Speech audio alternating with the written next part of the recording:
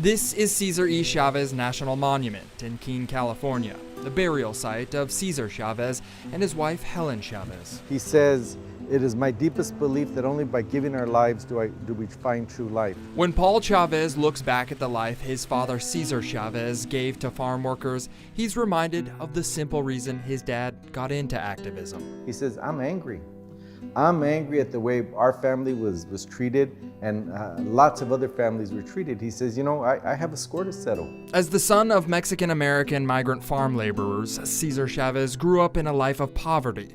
And at a young age, Cesar learned that people who worked in the fields didn't have the same rights as everyone else. They weren't given the right to bargain. They were excluded from Social Security. There was no unemployment insurance. After serving time in the military, Cesar got married and got back into farm work.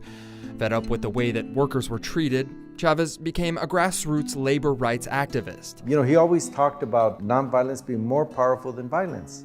Before it was a national monument, Chavez and the National Farm Workers of America would meet here on this sliver of land in Keene, California.